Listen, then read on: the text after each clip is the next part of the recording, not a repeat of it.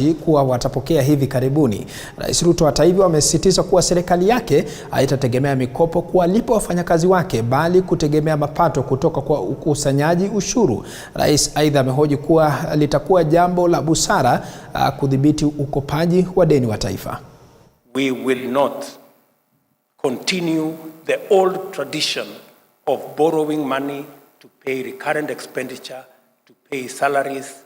We are going to pay salaries from our own resources. We are going to carry out our recurrent expenditure using our own resources. And we have moved our fiscal deficit to 5.7%. Our target is to take it to 5% next year and 4.4% the following year, so that we can work within the parameters of the resources that we can raise as we grow our own tax revenue. I have also instructed the Treasury to look at all the taxes, to have a tax review of all the taxes. There are some taxes we certainly are going to reduce in the coming budget, because some of the taxes are punitive and they actually encourage more dodging than paying and compliance, so that we can make it much more easy for citizens, corporates, and all the people that work with us to comply with taxes. Na haya yakijiri, mtazamaji, kwingineko ni kwamba mrengo wa Kenya Kwanza hii leo umezindua jopo lake la kufanya mazungumzo na upande wa upinzani baada ya kikao cha wabunge katika ikulu ya Nairobi. Kikao hicho kilichoongozwa na Rais William Ruto kilizindua jopo hilo na kusema kwamba litajadili tu kuundwa upya kwa tume ya IEBC. Baada ya uzinduzi huo, upande wa Azimio ulishitumu orodha kwa kuwahusisha wabunge wa upinzani. Ilikuwa ni zamu ya Kenya Kwanza kutoa orodha ya wawakilishi wake kwenye kamati ya pamoja ya kutatua matakwa ya upinzani katika kikao cha wabunge wa Kenya Kwanza ambacho kiliongozwa na Rais William Ruto katika ikulu. Kamati hiyo ya watu 7 sasa itafanya kikao na wenzao 7 kutoka kwa upinzani, huku ujumbe ukiwa ni mmoja, kujadili suala la kuundwa upya kwa tume ya IEBC. Watakaowakilisha Kenya Kwanza ni seneta wa Kakamega Boni Halwale, mbunge wa Tharaka George Morogara, seneta maalum Esio Kinyuri, mbunge wa Kibwezi West Mwengi Mutuse, mwakilishi wa kike Taita Taveta Lydia Haika, seneta wa Bomet Hilary Sigei na mbunge wa Eldas Adan Kainan. They are asking us to open servers. This parliamentary group has asserted that we have no key to any server other than the key to open the economic servers to reinstate our economy to where it ought to be. On IEBC servers, that matter was well addressed by the Supreme Court. The opposition is within its rights to seek a review. Upande wa upinzani nao ukijitokeza na kukosoa uteuzi wa wabunge Adan Kainan wa Eldas, ambaye alichaguliwa na chama cha Jubilee, na mwenzake kutoka Kibwezi West Mwengi Mutuse aliyechaguliwa na chama cha Maendeleo Chapchap. We are totally surprised and stunned at the fact that they have brazenly appointed in their team a member from the Azimio la Umoja Coalition. Mbunge wa Kibwezi West Mwengi Mutuse hata hivyo amepuzilia mbali madai ya Wandai na kusema kuwa chama cha Maendeleo Chapchap kilihamia Kenya Kwanza hata kabla ya uchaguzi mkuu uliopita. The statements by Honorable Upeo Wandai is that Azimio are not ready for negotiations. That Azimio are just playing a game of musical chairs. That Azimio want to play laying tactics so that the negotiations do not start, because in the first place they had no genuine grievance. Upande wa Kenya Kwanza ambao huenda ukaongozwa na seneta Halwale na mbunge wa Tharaka George Morogara unatarajiwa kufanya kikao hivi karibuni na kuwaalika wenzao ili kutatua masuala tata. Apul Kamau, TV47.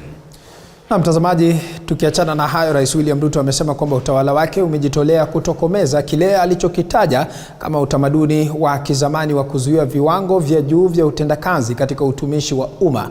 Kiongozi huyo wa taifa sasa anasema kwamba wizara na idara mbalimbali za serikali lazima zihamasishe, ziimarishe, zitie moyo na zisaidie wafanyakazi wao. Mike Kagwongo anaripoti zaidi.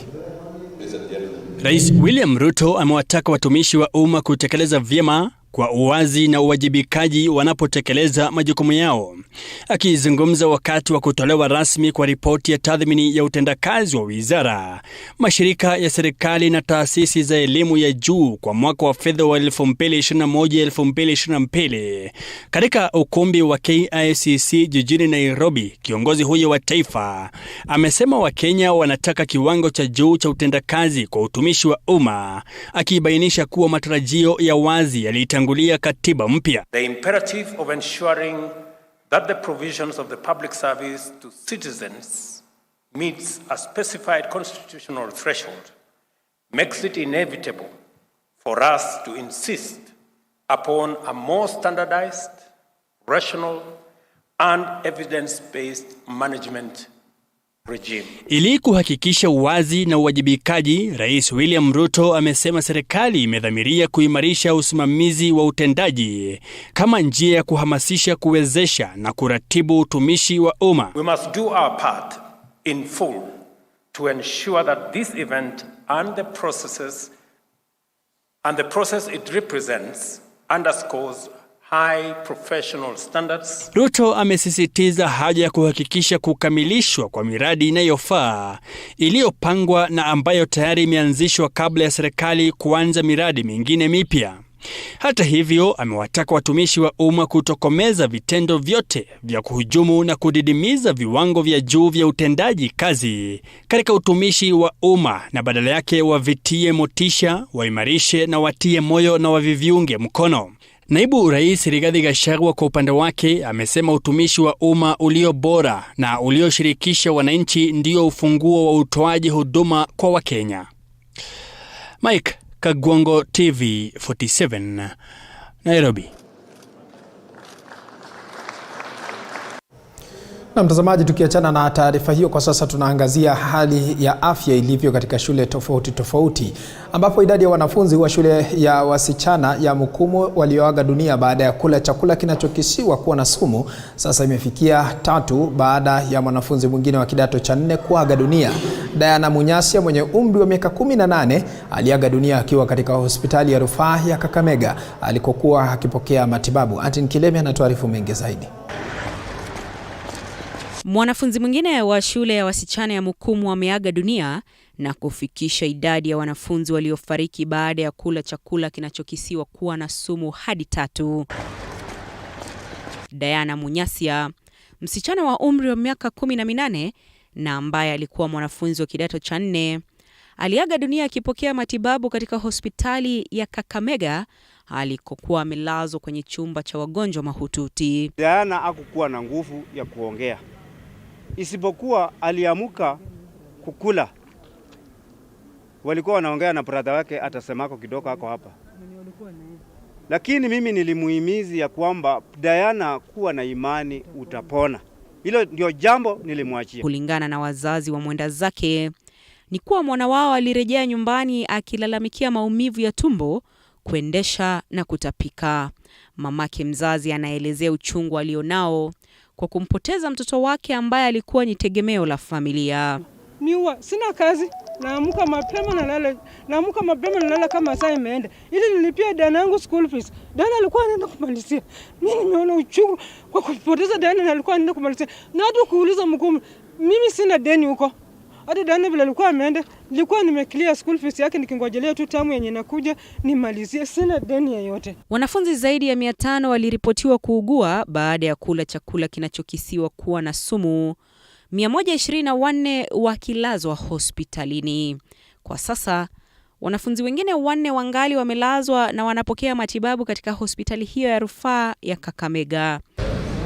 Shule ya Mukumu itasalia kufungwa kwa muda hadi uchunguzi utakapofanywa kubaini chanzo cha maafa hayo. Andrin Kilemi, TV47. Mbali na taarifa hiyo, kwingineko ni kwamba wahudumu wa afya kupitia muungano wa KMPDU wametishia kusitisha shughuli zote za kutoa huduma za kimatibabu katika kaunti ambazo hazitakuwa zimelipa wafanyakazi wake katika kipindi cha siku 7 zijazo. Wakizungumza na vyombo vya habari katika afisi kuu za KMPDU jijini Nairobi, muungano wa KMPDU pamoja na muungano wa maafisa wa kliniki kuko wamelalamika kucheleweshwa kwa mishahara, huku wakisema kwamba Wakenya wengi watataabika kupokea huduma za matibabu iwapo hatua haitachukuliwa haraka ipasavyo.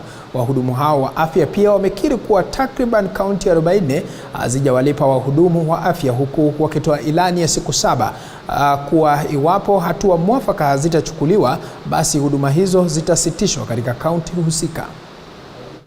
We are also demanding the immediate and urgent release of statutory deductions to all the statutory bodies and to all the banks. As we ask this, we want to give a notice and put the county governments on notice and the national government on notice that in the next 7 days, if they fail to comply, we are not going to give a strike notice, but each and every county, the healthcare workers will walk out awaiting for the government to react to these issues and pay the salaries as statutory deductions. Our members either have not been paid their salaries, and for those who have been paid, their statutory deductions have not been paid, and so they cannot even be able to access services of National Hospital Insurance Fund. So we cannot be able to provide the service because there are no supplies in the hospitals and equipments. But we can as well not even ourselves. We cannot even be able to access the health care that we offer. Sio sawa kwa sasa sisi kukosa mishahara kwa sababu wengi sisi ambao ni wahudumu wa afya ambao sisi tunatoa tamko kwa ajili yao hawapati huduma muhimu ambazo zinawaanzia kupata chakula, kulipia watoto wao na pia waweze hata kuweza kujikimu kulipia matibabu wanapokuwa wana mahitaji. Kwingineko ni kwamba familia moja kutoka eneo la Kidundu katika eneo bunge la Vihiga katika kaunti ya Vihiga inalilia haki baada ya jamaa wao ambaye pia ni mfanyabiashara eneo hilo kuvamiwa na kuuawa na watu wasiojulikana hapo jana alipokuwa njiani kuelekea nyumbani kwake. Wycliffe Katonga mwenye umri wa miaka 41 anadaiwa kushikwa mateka kabla ya kunyongwa na wahuni waliotoweka baada ya tukio hilo kufanyika, huku familia yake ikiachwa katika njia panda. Maafisa wa polisi wanaendeleza uchunguzi, huku sasa viongozi kutoka eneo hilo wakizitaka asasi za usalama kuimarisha viwango vya usalama eneo hilo.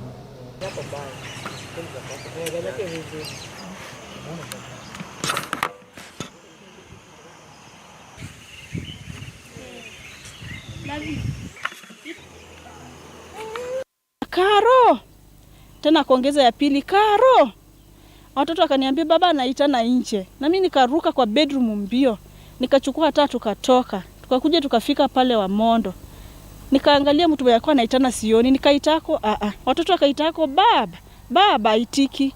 Kumbe hiyo wakati alinyamaza alikuwa ananyongwa. Sasa mimi kwa hiyo harakati nikashindwa sauti imetokea wapi. Nikashindwa amepigia huku sauti ama ni huku. Nikabaki tu stranded, nikasimama tu hapo. Wakapata kweli ni yeye na amekufa. Na hiyo wakati sasa mimi niko kwa nyumba sijui. Wakati aliita sasa akanyamaza, nikashindwa ni yeye ama ni nani, lakini sauti ilikuwa tu yake. Sasa ndio hiyo ndugu yake tena akatumanisha wakakuja kuniita hapa. Ndio tukaenda hapo, nikapata kweli mume wangu amekufa, pofu inatoka kwa mdomo. Sukari yenye alikuwa amenunua na mkate iko tu hapo, nyanya ziko hapo, vitunguu hapo na biskuti za watoto ziko tu hapo. Alikuwa anatulipia school fees shule. Hadi chakula yeye alikuwa anatutafutia. Kama saizi hatujakula chochote na school fees hatujui hata nani atatulipia. Usalama wa watu wetu ni duni kabisa. Watu wetu wanauawa kioleleolela na hatujui nini inafanyika. Tunaomba viongozi wetu na serikali na askari wajaribu wafanye patrol kwa mabarabara.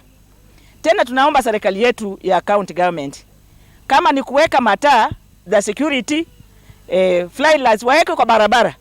Kutoka majengo wameweka mpaka police station. Wa extend kutoka police station walete mpaka hapa chini. Kwa sababu hii barabara giza ni mingi. Hata mtu akikufuata unajua nani anakufuata. Lakini saa nyingine watu wakiona light, saa nyingine huwa wanaogopa.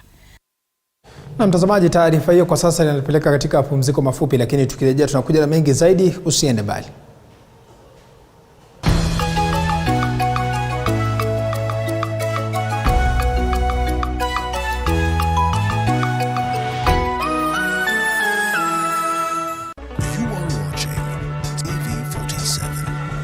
Wakati wakati mwingine kama weekend mimi najiachilia.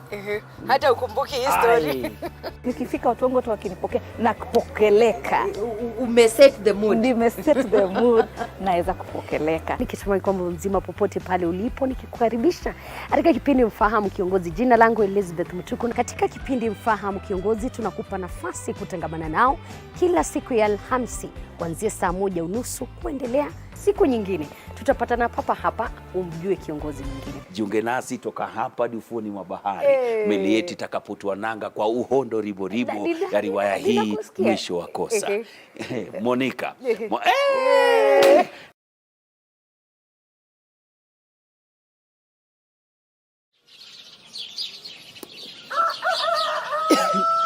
It's early morning in Maralal. Start your morning informed, educated, entertained, and above all, know your country. From the beautiful plains of Samburu County to the skyscrapers of Nairobi, Morning Cafe certainly got you covered. Indeed, a beautiful place to watch and certainly a moment of understanding and knowing your country. Indeed, to the remotest parts of every county. Join me, Linda Alela, every weekday from 6 a.m. to 9:30 a.m.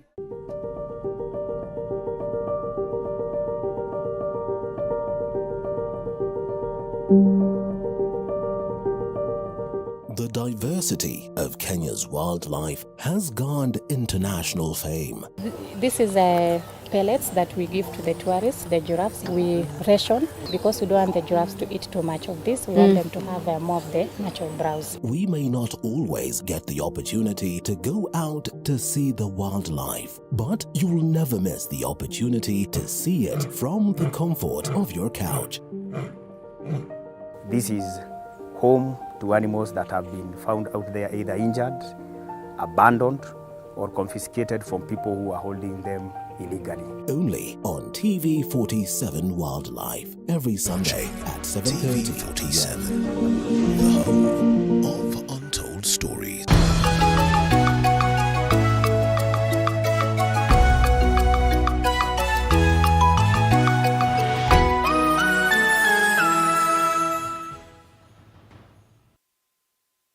Karibu tena mtazamaji, nizidi kukuarifu mengi zaidi. Kampuni moja Express ambayo inaendesha shughuli katika barabara ya Nairobi Expressway yenye urefu wa kilomita 27.1 imeungana na Upeo Tires katika jitihada zake za kuboresha huduma za kielektroniki katika mradi huo. Takwimu zimebaini kwamba ni watumiaji milioni 12 wametumia barabara hiyo ya Nairobi Expressway.